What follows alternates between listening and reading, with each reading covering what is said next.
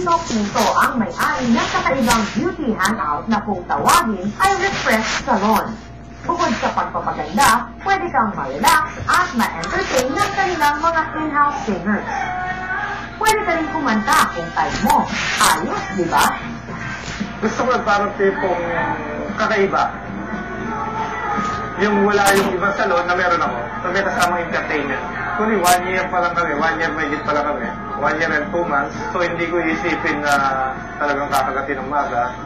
Sa ngayon, 3 na ang kanyang Refresh Salon. Ang branch na ito sa Roosevelt, Quezon City ay wala pang 1 buwan na nag-ooperate. Pero ayon kay Dito, binabalik-balikan na rin daw ito ng mga customers.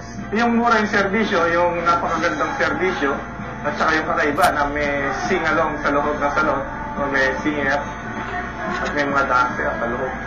300,000 pesos ang naging puhunan niya sa Refresh Salon. In 1 year, nabawi raw niya ito agad dahil nag-click sila sa merkado. Katunayan, patuloy niyang nanganganak ang kanyang negosyo.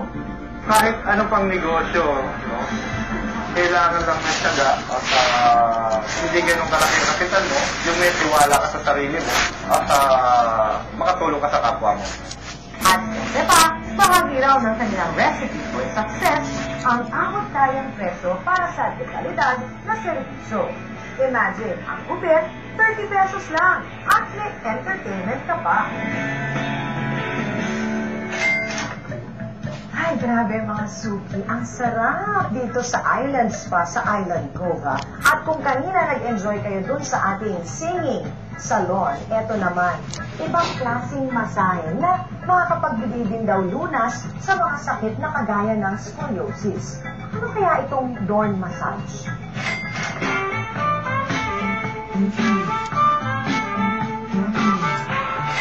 Masakit na likod. Lagi bang nangangalay o nananakit ang iyong back?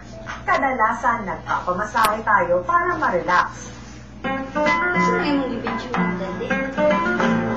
Pero alam niyo bang may massage technique na hindi lamang for relaxation? Ito ang Dorn Method Therapy. Sagot daw sa ating backaches. Sa Germany nagmula ang Dorn Method Therapy. Masusit pinag-aralan ito ni Malusan, founder ng Dorn sa Pilipinas nang magkaproblema siya sa likod. Mga 4 years ago, nagkaroon kasi ako ng spinal injury. Nagkaroon ako ng slip disc, na-paralyze ako. And then, na-recommend ako ng isa kong friend na magpa-therapy sa Sherman National. It's more na healing ministry. Kasi dito,